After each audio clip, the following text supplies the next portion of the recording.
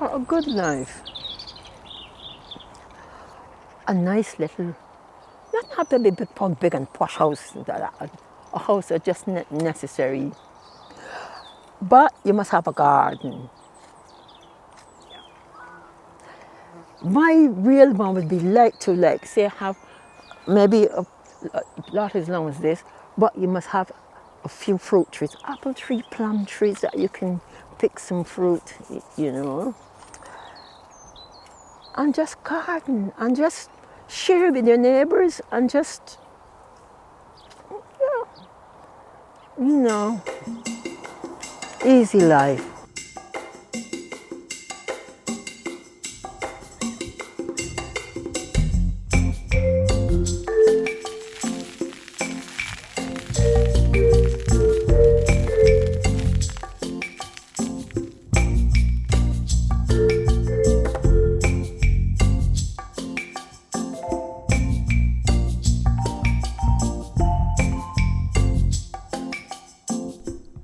In the heart of Bristol, and the few remaining allotments, there is a thriving and dedicated and diverse group of people of African and Caribbean heritage, for whom growing their own food, having their own plot of land, represents a sanctuary from the city, a refuge from the noise, from the hustle and bustle. Over the summer of 2021, still in the shadow of COVID, we spoke to food growers, black food growers, to find out what their experience was, what their history with the land was, and what it did for them physically, emotionally, and socially. That was the hardest question.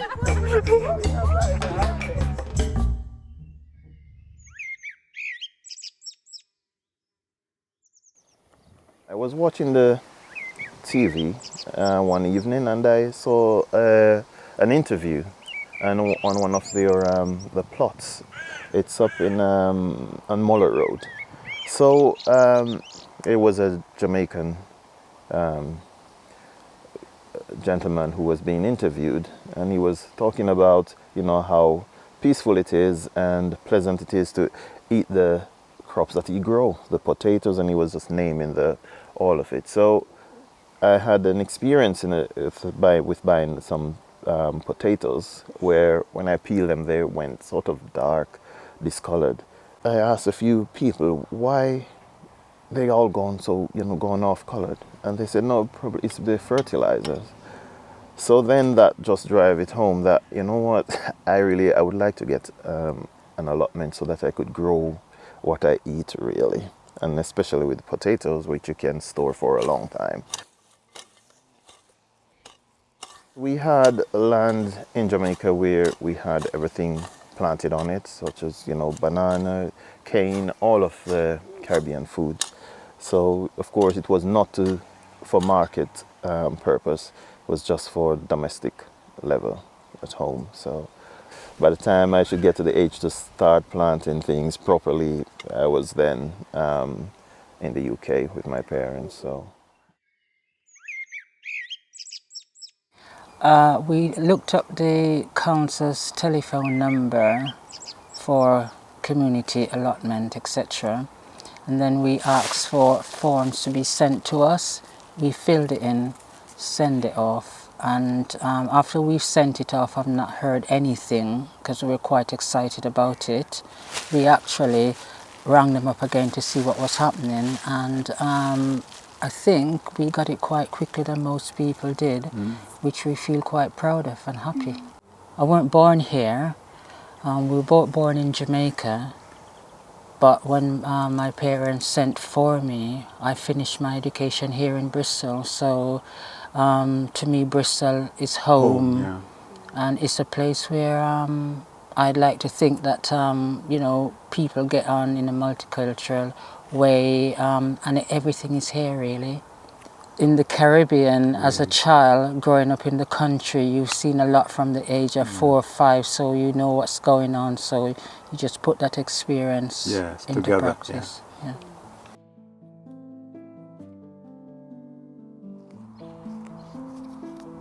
I was 27 years old on the 1st of September, 1967. And I came here on the 15th of September. I remember. Yep, a lot of years ago. Was that with your parents? Or? Oh, no. I was I had a couple of kids then. I left at home with mommy and I came here. Didn't like it. Got on the plane and thought, well, what am I doing here? And I do my best and turn around to get up and I hear click. The plane door shut. And I sat and cried. I didn't want to come because I was the only, there was no, But then, yeah, and I come and I had lots of friends because we got to the Adventist church. We had lots of friends and a lot of them did gardening and that's how I got involved.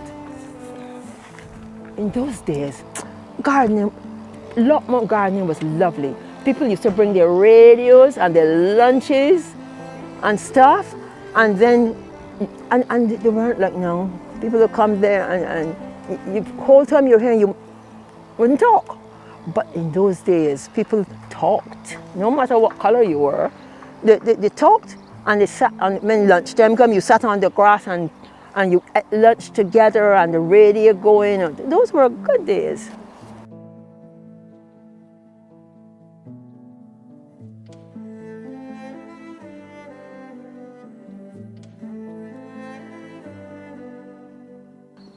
When I became kind of embracing the Rasta philosophy, that was in 1990, and I changed my middle name to Ezra Naphtali, and Ezra is a farmer in the Bible. So even from 1990, I loved the idea of that. I guess it's a romanticized idea about being someone that's close to nature and connection with Africa. My roots in Barbados, I've always kind of been around Rastafari people. And the green within Rastafari is nature, do you know what I mean? And the gold is also nature, but it represents the sun. Yeah. The red is also nature, but it represents humanity with the blood. So nature and Rastafari kind of go hand in hand. But I always knew it was a part of my lifestyle that was missing, kind of thing. Our ancestors, well in Africa or the Caribbean, would often live in a more rural environments, do you know what I mean? It wasn't this concrete environment. Yeah. And we get labelled with this urban existence when we live here, but actually that's not fully who you are. My own granddad was a farmer, just a small, you would call it a small holding, I guess, over here. But behind my grandma's house, my granddad's house, he had his pigs, he had a horse called Charlie, and he was kind of, I guess you would call him a rag and bone man, and I used to go out on a horse and cart and go around town and Bridgetown, with my granddad, do you know what I mean? So you used to go back? Yeah. I've been back to Barbados a lot with my parents. I grew up in England and Bath, and I've never, even as a Rasta, I can't deny that I'm English, born in England, but that also doesn't deny my African side, doesn't deny my, you know what I mean? So we often think about these things in polar opposites, that you can't be multitude of things at any one time. But but no, Barbados definitely felt comfortable with me, and I always felt like, I'd want to move back there and live there, Having family there, I was able to connect with that landscape maybe differently. If I just went there as a tourist, but I was, I was living in my, I was in my grandparents' house, and I'm connected with that in that place as home because my parents always called it home. The only thing I grew was like at the other house in the back garden. We tried to grow little things in a little patch area, but because it was small, it didn't get on very well with it. It didn't strive as they should strive. It's slightly different because in Jamaica it's hot most of the time, and the climate is completely different. So it's seasonal here, but you can grow all the year round in Jamaica, you see. Yeah. I'm from Bristol, born and raised here. I have got this allotment, as you can see, and I've had it for about 25 years, and I've just been doing it ever since, man. I try and do it every single year if I can. So, as a man who's from, I'm mixed race. So my mum's from Argentina, my dad's parents are from Jamaica, from the Caribbean. my grandmother always used to grow her own food and everything. Well, she still does in Jamaica and over here. But she's gone back to Jamaica now. And I had a very big, I had a lot of, well, I've got like a lot of land and everything in Jamaica and that. And as you can imagine, we planted yam, bananas and all types of things over there and planting. So we can't grow those things over here, but we can try our best to do it somehow. Some organic food and that. She taught me a lot, my grandmother, to be honest. Yeah. And I'm not to give up either, especially at this stage. Dad came here in 1960 and my mum came here in 64 and I was born in 67. But yeah, they've been here but all of their adult life, because my dad was 19 when he came here and my mum was 17. My mum's mum came here first. Like a lot of that generation, they left their kids and she left her kids with her mother and just basically came out to seek a better life, you know. The elders, kids, were brought over first. The younger ones, even younger ones who were left back home, who never did come over, you know. And which I found out a lot later in life, that caused a lot of resentment between a lot of families, which is something that isn't really talked about, because a lot of the younger ones thought that their older brothers and sisters left them behind, or they had a better life and they had a worse life and that sort of thing, you know. I always had houseplants, sort of like following in my mum's footsteps, you know what I mean? But I want to go that step further. I said, Dad, I'll come up. He said, yeah, and that's how I ended up coming up here. And part of that as well for me was a way for me to connect with my dad a little bit more. So when we're up here, we could just sort of talk more and stuff like that, you know. I dream when I go to bed thinking of food and what I'm going to eat and how I'm going to eat it. Well, it's everything for me.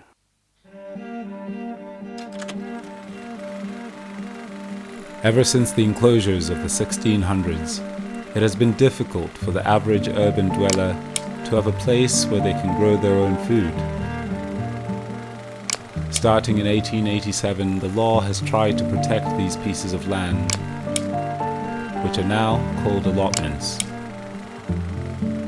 But with increasing urban populations and demand for housing, having a space of one's own to grow one's own food is even more difficult in 2021. Land is not just land. Land is power. Land is wealth. It is from this that our life source, food, arises. For a black population that is mostly urbanized, access to land is all but a fantasy.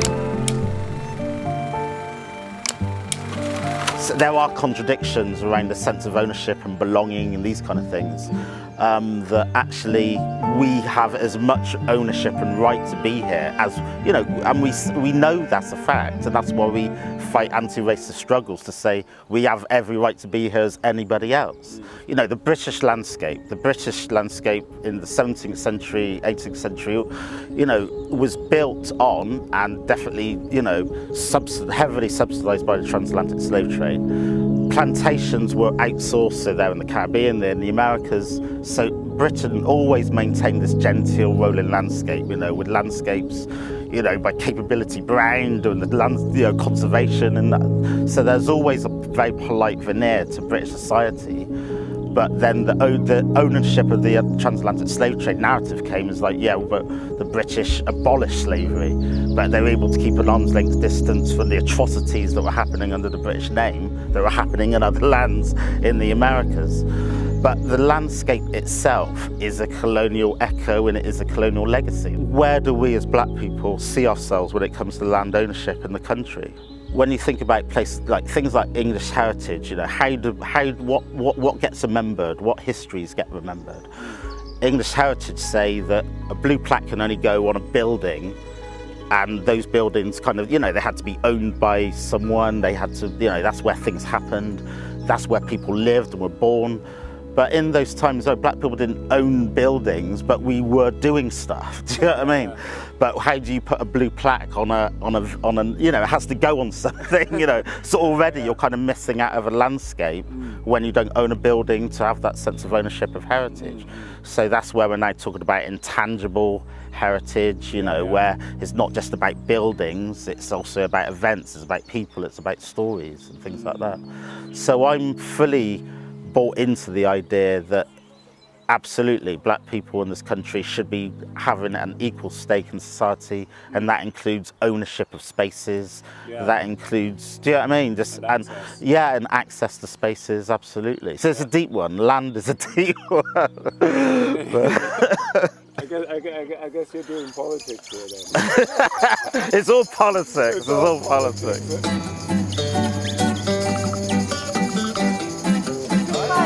Next time you need to come out and pick So we're on an estate, a lovely estate called Winkworth Place. It's been such a breath of fresh air in so many enriching ways. I started because my friend said if I moan about this area one more time, they're going to kick me. You know, we've got a block of flats over there. We've got people cramped in accommodations with so many family members in one home. They haven't got their own garden, they've got the little park, having somewhere to sit and be, especially during COVID. And we've got all this space that's here, not being utilised, and I think COVID and a few other things made you realise this land is ours. Who tells us that we can't sit on it, can't put a few bulbs, can't help the council to do their job? They should be jumping up and down. Some of the fruit locally and in big supermarkets is quite dear. And some of this stuff, everything that we grow can be, what do you call it? It comes from nature. These spaces, I mean, whoever decides what urban is, doesn't stop them from being green, flourishing, beautiful places. And I think the mindset needs to change. But it's been mainly women. We rock. I'm sorry. We're fierce. We've had a few men, but I mean, sorry, it's the women who've just pulled that stuff out. See, look at that. If not us, then who? If not now, then when? Look at that. I'm just so proud I remembered it. We are the Garden Revolutionists.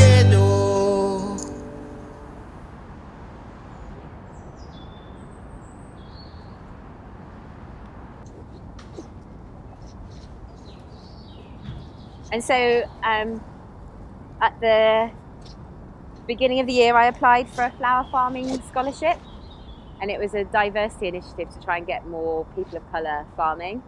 And I got awarded a flower farming scholarship, which was great. This place welcomed me with open arms and said, we have 7 acres, come and take some space. So I'll show you where my patch is now. So my lineage is South African, my mum is Zulu. And there's a lot of contrasting colours, and they use a lot of primary colours as well, like blues against yellows with reds and oranges. So it's kind of, kind of contrasting, and because it's contrasting, it's quite impactful. So yeah, I think that probably influences how I choose my flowers. I think a lot of the difficulty is access to green space. So for example, coming to Bridge Farm, like not many people know that it exists. Typically within like environmental movements, the demographic tends to be white and middle class. These spaces are kind of taken up by white faces and not many kind of people of colour faces. So there's something about representation being really important, about seeing people who look similar to you doing similar things that you enjoy. And I think particularly for like young people, I think they're really, really switched on. They're really aware of what's going on in the world. They're really aware of the fact that we are facing a climate crisis. And we'll be coming up with like new and innovative ways of doing that. But a lot, I think, of the work around kind of inviting young people into green spaces is letting them know that they exist, making them feel really relevant. So it's thinking more dynamically about how we use spaces and what these spaces are for.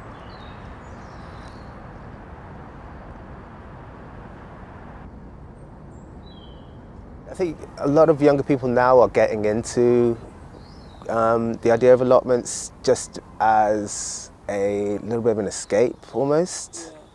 I think this area I know has had a lot of younger families, new families moving to it. So I'm assuming that it's just something that you can do, which isn't like what they would do in their younger years, if you know what I mean. You know, kind of as you get older, you need more kind of stable and more long-term hobbies. Being on the allotments is a bit like taking yourself out of the city, even though you're right in the middle. So I know Bristol's really great for the fact that you don't have to go too far to be in a green space. But this is just like, it's that on another level, because it's just down the road from my house and I can just come here and just hear birds. So young people won't be able to allotment so much because it's about the cost of time. So most of our times has to be sold during the day to like actually afford food, living costs, and actually like figure out ways to keep making a living. Because if we're not in full-time education, we either got an office job and that office job is taken up all day, and by the time we get out it's pretty much dark. So it's a bit really unfair. So what happens is the people who tend to connect with nature are the people who are a bit in their 30s, 40s, who have more established financial roots. This place does enable me to come out because it's mostly free, it's open community thing. It's a nice thing to distract me from my everyday city life. It's also a nice thing to reconnect with nature. As much as I have a garden at home, and I'm very lucky to have it in my shared accommodation, it doesn't make sense to plant something in my house and then next week I could be told, oh, move out because you're in a 0-hour contract. It's a funny thing. It would be nice if there was some sort of funding where, for instance, like youth clubs and young people can get out and garden and get that experience. Lucky enough for me, it was given to me throughout my family. So my family taught me about gardening and these sort of things like I'm going to teach my children. But there should be some sort of programs where kids are getting closer to the earth and getting to realize that connection with the earth. I think it's very important for them to give the opportunity to get out there in the land and stuff like that. Yeah. I mean, I involve, my kids, children, and yes. So they do enjoy it when they come here, forking, doing everything, just get involved with everything. So one of them, he's like coming up 14 now, they're a set of twins. And one of them said, oh, Dad, when can I get an allotment? I said, they got old, and yes, when you get to about 18 or so, yes, you can start to think about that. As a childminder, I think one thing we wanted to do was to make sure we were outdoors with the children a lot. And I think children are always indoors, spend a lot of time indoors. But now I think the policy is for children to learn more, use the outdoor as a learning environment rather than indoors. So it's best to be outdoors with them. I mean, in the garden the other day, I got a picture of it on my phone.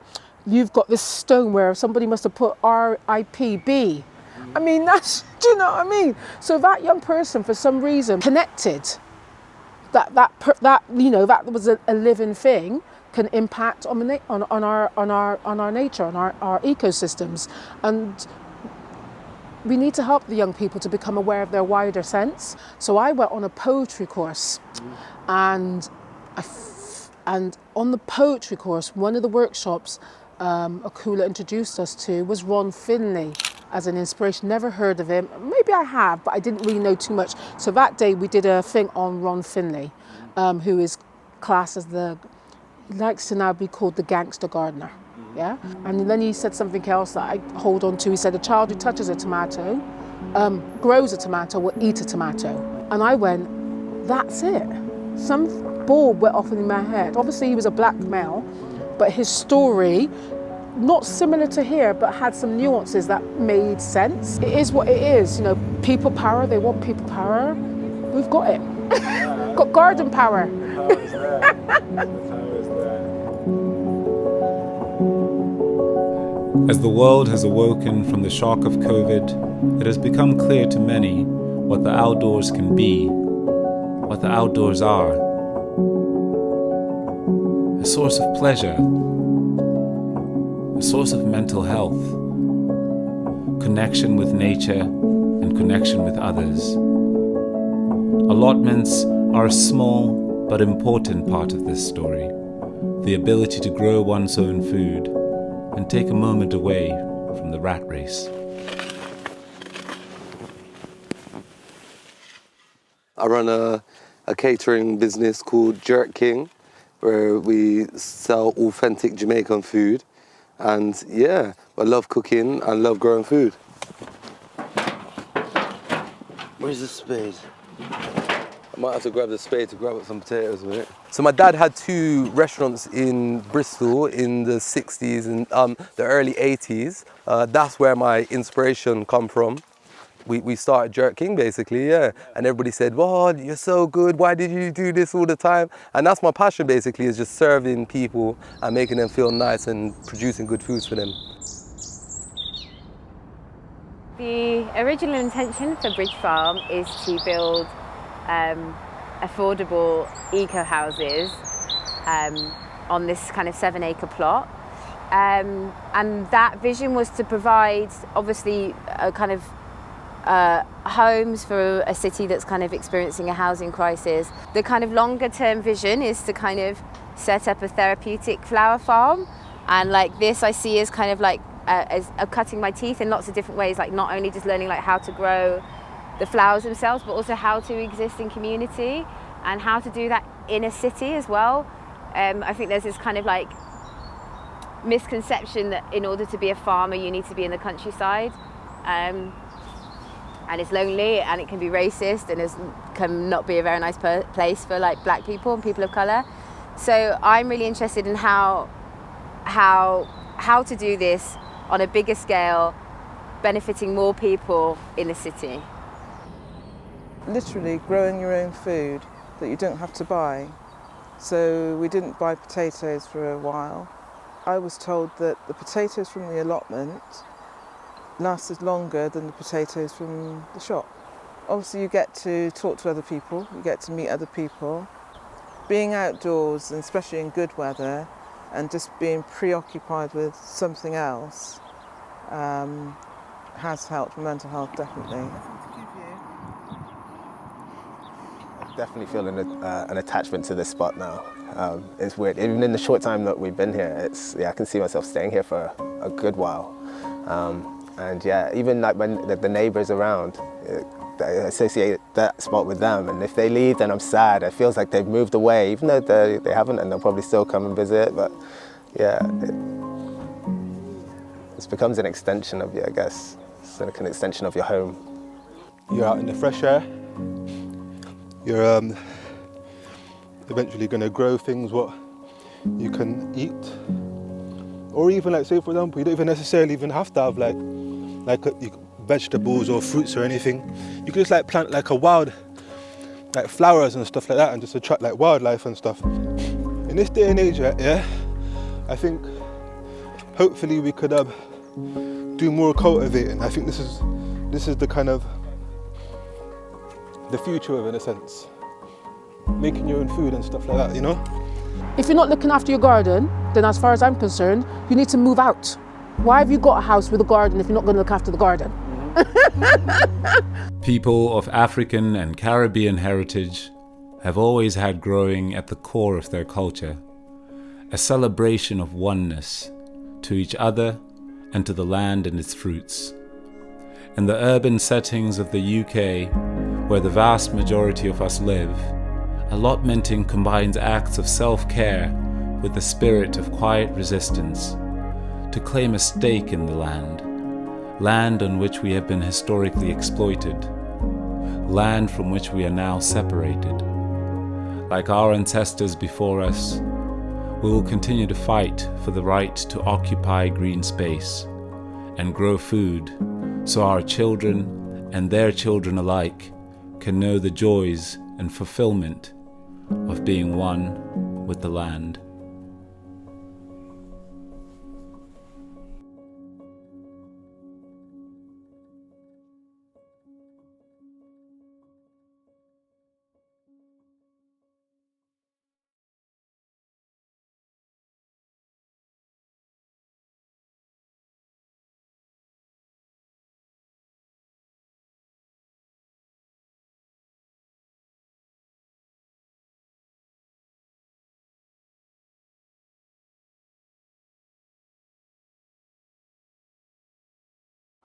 Yeah, but it's part of, it's part of you. I can't imagine life without gardening.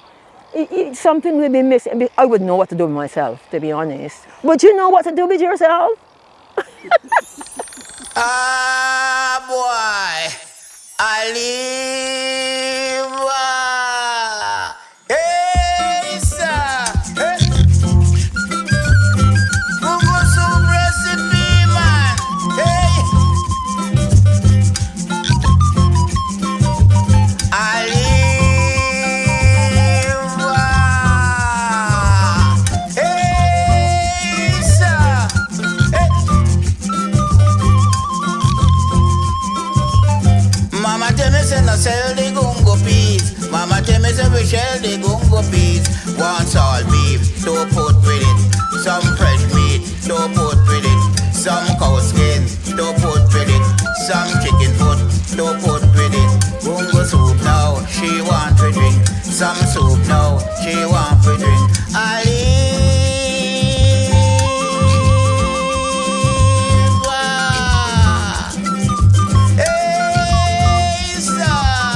Mama tell me say no sell the gungo peas. Mama tell me say we shell the gungo peas. Some soft yam, don't put with it. Some dasheen, don't put with it. I beg a breadfruit, don't put with it. Some dumpling. Sorry. Why did you want me to go first? I'm sorry, you'll have to redo. Right. Well, it looks like I'm on top of my game this year, so. Yeah, but thank you so much for. That's a good shot.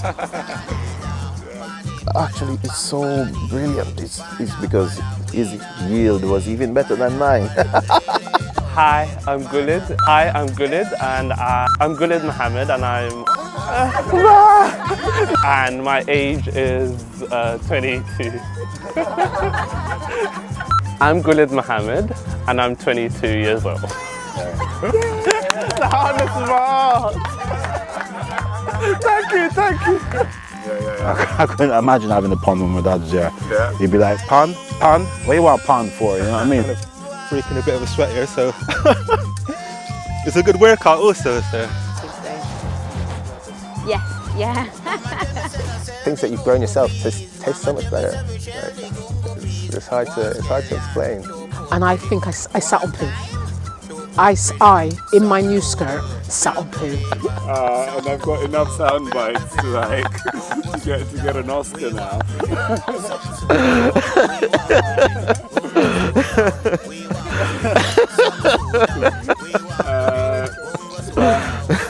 Get back to the allotment, yeah.